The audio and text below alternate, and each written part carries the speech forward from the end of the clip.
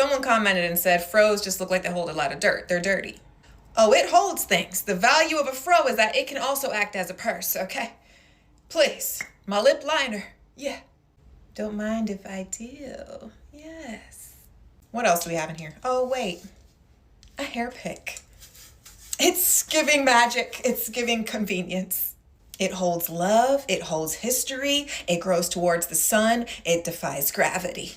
Don't let anyone make you feel bad for rocking that fro. You better rock it. This brother here, myself, all of us were born with our hair like this, and we just wear it like this because it's natural, because the reason for it, you might say, is like a new awareness among black people that their own natural appearance, physical appearance, is beautiful. They tried to ban it, to cut it down. They tried to cover it and shame it, but still it rose. I'm talking about Afro hair. Afro hair is more than strands of curls. It is more than calls and kings. It is a crown forged by history, a banner of resistance, and a living testament that we are unbreakable. Every curl tells a story of survival. Every twist carries the memory of our ancestors, and every braid whispers the language of our people who refused to die. And this is not just about hair I'm talking about here. This is revolution growing from the scalp, okay? And that's why the world has always feared it, mocked it, and tried to destroy it. In today's video, we reclaim it. We declare it sacred. We call it what it truly is, the crown of resistance. Well, beautiful people know true beauty is natural. Beautiful people know true beauty is natural. Wear their naturals proudly. Wear their naturals proudly. As a symbol of pride and blackness. As a symbol of pride and blackness. As a symbol of responsibility to black people. As a symbol of responsibility to black people. A responsibility to promote love and unity among black brothers and sisters. A responsibility to promote love and unity among black brothers and sisters. Make sure your kids know, regardless of their racial or ethnic background, that this right here is good hair. And technically, this right here is good hair too. And being honest, like, all hair is good. Just keep it clean, you know what I'm saying? But the issue is people with hair like this have never been told that they have bad hair. And there's never been legislation against their hair, which is why it's so important for our kids to know and realize that this right here is good hair too. Just because references to good hair aren't always explicit doesn't mean that our kids aren't picking up the very explicit ways in which only one type of hair is usually promoted to them, because these are the Google results for good hair. You know, we see a lot of people going to get Brazilian hair, Indian hairs, you know, the wigs and the extensions they put on. Yeah. And it's all to make their hair look almost like, you know, the Kardashians or, Middle Eastern. Yeah. They're really trying to go for the Middle Eastern look. And this is, of course, in black women ourselves, to where most black women do not wear their natural hair. So most black women couldn't wear their natural hair. In America, it was against the law to wear your natural hair. Most women had to wear the I ain't your mama rag around their head. Most women could not be seen in front of massa with your hair exposed. So most black women cannot be equated or just, there's no comparison there. Most black women are the original women. Yeah. They are the mothers of humanity. Yeah. So most black women are the ones that have the story. They have the story to tell. We shouldn't feel bad because you don't like to wear your natural hair. That's what you were taught. But you can do something about it now, because now we're shifting the paradigm. We don't no longer have to hide behind anything unless we want to. This is a multi-trillion-dollar business, wanting Brazilian hair, wanting the Indian hair, the Asian hair, whatever hair you're looking for. I understand it's a business. It's a business. And if you want to try that on for size just to see how you look with that, I don't see anything wrong with that.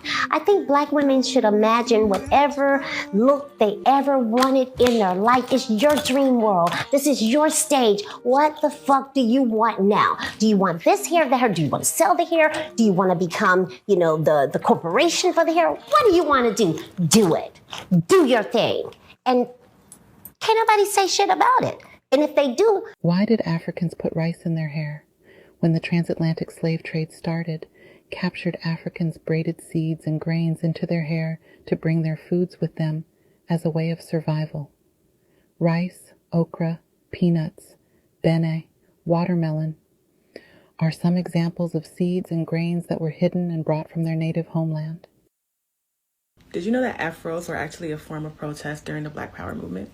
Hey y'all, it's your girl Crafty Ho, and welcome to another segment of Culture Ho, where we discuss Black culture in 60 seconds. Let's get to it. During the Black Power movement in the 1960s and 70s, Black people wore their afros to rebel against European beauty standards. And these were standards that essentially told Black people that our natural hair is bad hair. And we talked about good hair versus bad hair in a previous video. Scroll to my page to see it. Instead of adhering to standards that made us reject ourselves, Black people started to wear fros to embrace ourselves. Of course, America saw this as a threat, and they began to label fros unprofessional, unclean, and militant. Wearing a fro could have you perceived as hostile, and so most likely if you wore yours, you were going to experience more discrimination. And if you know, you know, this ain't just the past. This is something that still exists today, which is why we have to have legislation like the Crown Act passed. And the Crown Act essentially prohibits discrimination based on hair in the workplace, and it's only been passed in like 28 states. This is still a current fight. But as a community, we're still unlearning that prejudice and embracing our natural beauty as it is. I hope you all enjoy this segment of Culture Ho. I wore my fro just for it.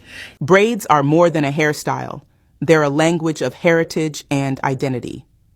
Dating back over 5,000 years, braids originated in Africa, with intricate styles symbolizing tribe, status, and age. In ancient times, braids were a way to communicate. Patterns like cornrows indicated where someone was from, their marital status, or even their social rank. During the transatlantic slave trade, braids became a form of resistance. Enslaved Africans used them to map escape routes and hide grains for survival.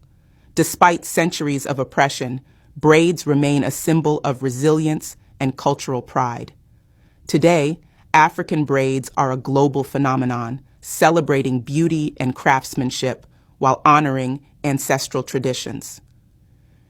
Every twist tells a story, a legacy woven into strands of strength and style.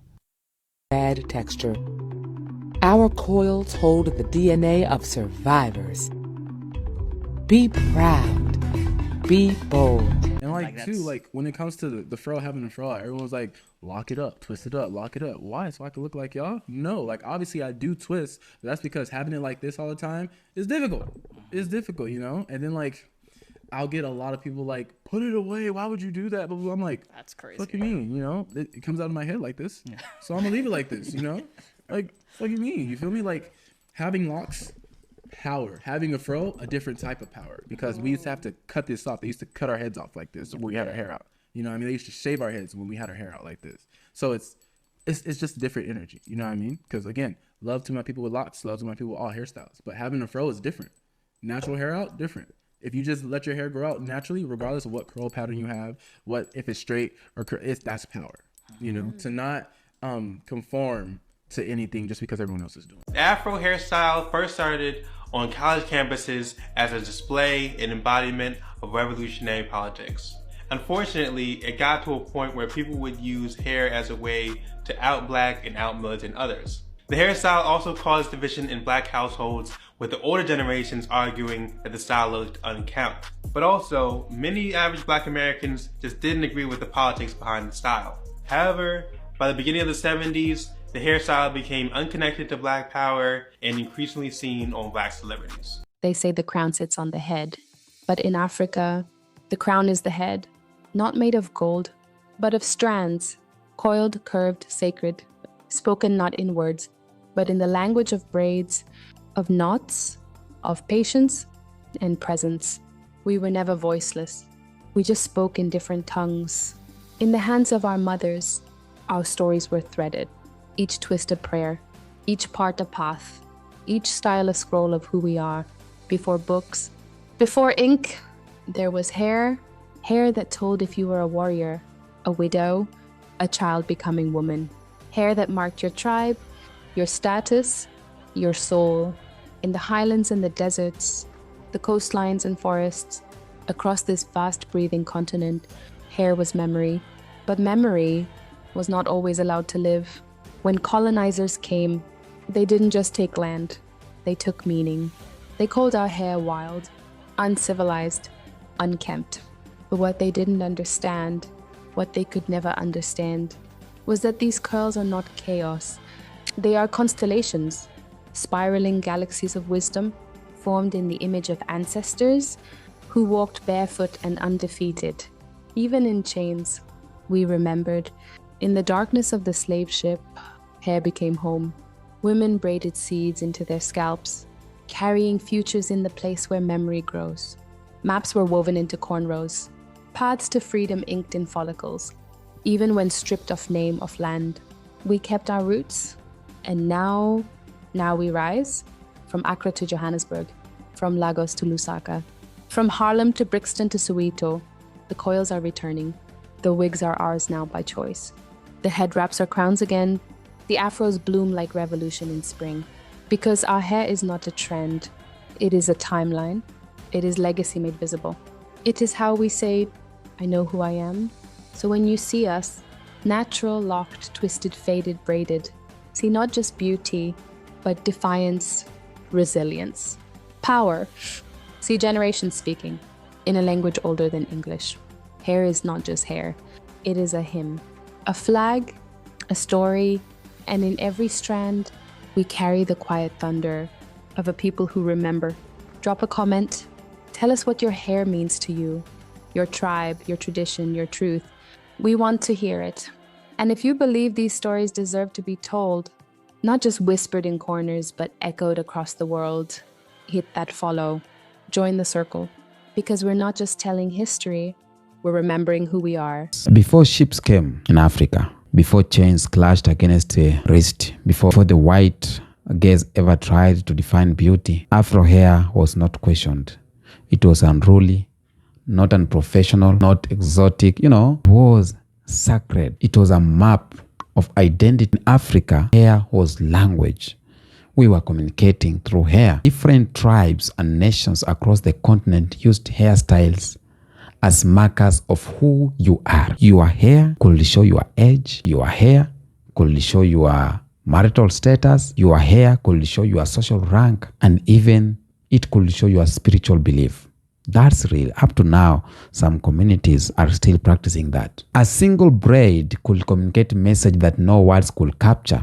The Yoruba people, to be precise, for example, the Himba of Namibia, the Zulu, the Maasai, the Ashanti, all had hair practices that carried deep meaning. Hair was styled with butter, clay, herbs, oils, and beads. Okay, each was symbolizing connection to land and ancestors. It was a spiritual antenna, a crown that reached towards the heavens, channeling divine energy. Afro hair, in its curls and textures, was the very DNA of culture, unlike straight strands that fall downwards. Okay, Afro textured hair grows upwards and outwards. You know that? Okay, defying gravity, claiming space that it itself was just a statement, was a physical manifestation that African people did not bow down. They rose. This rising was natural, effortless, and beautiful. That's like they didn't tell us, or they hide a lot about the black skin. The same thing they did to our hair. The very rising became the reason why white supremacy sought to break it. Because when your very hair is a declaration of resistance, it terrifies those who need you to shrink in order to dominate you. And believe me, for those who are watching this episode for the first time, learning about Afro hair, the colonial war was against Afro hair. We had a colonial war on Afro hair, shaming the crown. Because when colonialism spread its claws across Africa, it did not just steal the land and labor, but it waged war on the very image of African identity. Missionaries, colonial officers, and settlers understood that to rule a people, you must first destroy their self-image. And Afro hair became one of their targets. That's a reality. European colonizers painted Afro hair as dirty, primitive, and savage, and they African hairstyle in writings, describing them as wild and unkept. They stripped African people of their natural pride and replaced it with an inferiority complex.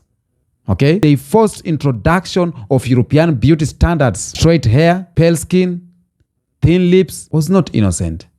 It was deliberate psychological warfare. Because If you convince the people that their natural state is ugly, you weaken them before even you change them. In some colonies, African children in missionary schools were forced to cut off their natural hair. Traditional hairstyles were demonized as pagan, and colonizers insisted that Africans cover their hair with hats, to appear civilized. Even after slavery and colonialism, this idea stuck that Afro hair had to be hidden, had to be tamed, or altered to fit into the colonizer's world. It was never about cleanliness. Trust me, it was never about cleanliness, but it was about control. It was about ripping black people their culture. It was ripping black people their identity, because once you remove this hair that identify this as a spiritual of this, identify this person as of this tribe, identify this person to know his age, this is the erasure of history, erasure of identity of black people. And that's why they were focusing on this hair. Because of all the things, why should we focus on hair? Why my hair? What is wrong with my hair to you? Just ask yourself, why was there a colonial war against black hair? Why? Even on the slave ships, one of the first acts of violence was the shaving of heads. And this was not just about hygiene on crowded ships. No, it was about stripping identity. Those braids that once spoke the language of ancestry were cut off. That upward crown declared dignity was shaved away. Stripped hair was stripping identity of black people. In the field too, they followed. In the field of the American and the Caribbean, enslaved Africans were forbidden from keeping their traditional hairstyles. Women wrapped their head with clothes, both as protection from the sun and as a way of holding onto fragments of dignity. But even in bondage, Afro hair carried resistance in braids. Enslaved women sometimes hide seeds from Africa, carrying their homeland into the new world, In other cases, braiding patterns were used as maps for escape routes. Hair literally became a tool of survival and rebellion. Yet even in slavery, Eurocentric standards were enforced. Lighter-skinned women with looser curls were often favored, while kinkier hair was used as a reason for cruelty. White society created a hierarchy of hair, a system of shame that lasted for centuries. Straight hair meant access, mobility, and sometimes safety, while Afro hair meant exclusion. The conditioning was so deep that even within black communities, the politics of good hair versus bad hair began to divide us up to now. You see hair, we just see hair. That's not just normal hair. Afro hair was a statement. Afro hair was identity. Afro hair was a culture of black people. After slavery, the chains were removed, but the war on Afro hair continued in the new forms. For example, in a society that's still being controlled by white supremacy, black people faced are painful questions like, how do you survive in a world that punishes your natural crown? Now, the hot comb introduced in the late 19th and early 20th century became both a tool of survival and a symbol of compromise. Straightening hair was not just a fashion choice. It was often an economic necessity. Employers denied jobs to women with natural hair. Schools shamed children whose hair was too kinky, Straight hair was seen as professional, while Afro hair was deemed rebellious and lazy. So the hot comb was a passport into spaces. Otherwise, every space was closed for black people. That's how serious it was. At the same time, the rise of black entrepreneurs like Madam C.J. Walker completed the history. Walker became the first self-made black woman millionaire by creating hair care products for black women. Okay? On one hand, her empire uplifted black women economically. On the other hand, it built an industry around altering natural hair. The duality that shows the painful truth. Afro hair was caught between survival and self-expression, between assimilation and authenticity. In 1960s and 1970s came the fire. A time when black power was not just a slogan, but a lifestyle. The Afro became the weapon, a rebellion, a shout of pride that could not be silenced. Okay? So when young black men and women grew their hair into big and unapologetic Afro, it was not just about style. It was about reclaiming what slavery and colonialism tried to erase. It was a political act. The Afro said, we are not ashamed, we are not bending, and we are not strengthening to fit your world. No. Leaders like Angela Davis turned the Afro into a global symbol of resistance. Black Panthers wore their afros like helmets of wars, during daring the system to confront them. Musicians like Nina Simone, Jimi Hendrix, the Jackson 5, okay? They spread the Afro into pop culture, making it both mainstream and revolutionary. And for the first time in centuries, Afro hair was not just about tolerated, it was celebrated as power, okay? But even then, the station came, or the backlash came. Employers banned afros in workplace, school punished children with disruptive hairstyle, The crown of resistance was again under attack, yet the afro survived, not just as a style, but as a declaration that blackness could no longer be hidden. With the rise of afro in 70s, braid, locks, and cornrows also began to re-emerge as symbols of cultural pride, okay? And these were not just new styles, these were ancient, carried from the motherland. But now, they removed with force, reminding the world that black people do not borrow culture. We create culture. We create culture. Cornrows were more than fashion. They were more than a connection to Africa. They told stories, symbolized image, and created beauty that fasted for weeks. But again, these styles faced resistance. They were banned, Cornrows were being said is gang-related, Employers rejected their unprofessional workers. It was tough. Even today, Afro hair is still under attack. Black children are being suspended from school for wearing the hair in braid or locks. Black women are denied jobs or promotions because their natural curl are seen as unpolished. Okay? Black men are told their twist or fades make them threatening. So this is not accidental. It is systematic. It is the same colonial repeating itself. Okay? That Afro hair must be altered, hidden, or erased to be acceptable. That assimilation is the price of entry. That survival requires submission. And yet, every act of resistance grows stronger. Okay? Laws like Crown Act in the United States now fight against discrimination based on natural hair. Movement across Africa and the diaspora push back against the shaming of black hair in schools and workplace. The struggle continues, but so does the resistance. What makes this hair story even more infuriating is that the same styles once mocked, once banned and punished are now celebrated, okay, when worn by white people. Cornrows became boxer braid on runways. Locks became bobo chic or boho chic. Afros became fashion statement when attached to non-black models. The world steals this crown. They steal the identity and make it theirs. They monetize it, okay? Strips it off history and sell it back as a trend. And this is not just hypocrisy. It is an erasure. Because when Kim Kardashian's was cornrows, it is fashion. But when a black girl wears the same braid, it is ghetto. Understood? When white celebrities wear locks, it is edgy. But when black men wear locks, it is unprofessional. Okay? This double standard shows the ongoing war. Afro hair is celebrated only when disconnected from blackness. But the truth is clear. These styles are ours. They carry centuries of meaning. They are not costumes. They are crowns. They are crowns.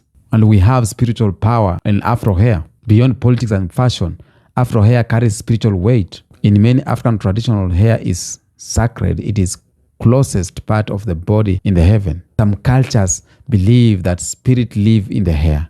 Okay? So and which is why enemies carry it off in war. Others see half as a channel of energy, explaining why covering or slaying hair had ceremonial meaning. Even today, the spiritual connection remains. To touch a black person's hair without consent is not just disrespectful, it is a violation. Because our hair is not just aesthetic, it is ancestral. It carries memory, it carries dignity and divine connection. And that's why so many black people feel powerful when they embrace the natural hair. It is not vanity, but it is spiritual alignment. Okay? Right now, on 21st century, natural hair movement has become unstoppable across the world. Black people are reclaiming their crowns. the Gen Zs are practicing this, okay? And they fear this crown, fear Afro hair. Yes. So why do you think they are so much threatened with the Afro hair? Why do school, workplace, and government fight too hard against it, or fight hard against it? It is because Afro hair is visible resistance. It cannot be hidden. It cannot be assimilated without effort, okay? It defies gravity. It takes space. It commands attention. It is a living proof that black people refuse to bow down. And when oppressed people wear their crown with pride, systems of oppression tremble. Because identity is the first step towards freedom. And the Afro hair declares that identity unapologetically. So to every black man, to every black woman across the ocean, to every African child in the diaspora, never believe the lie that your hair is unprofessional or unclean or unworthy. Never let them make you bow by burning away your crowns, okay? Your curls are not just aesthetic. They are living monument of survival. So every kink is a seed of rebellion, okay? Every braid is an echo of Africa. Every lock is a chapter of history. Wear it proudly, defend it, Teach it to your children because our liberation is braided into our roots. Tell me what you think on the comment section. Until next episode, peace out.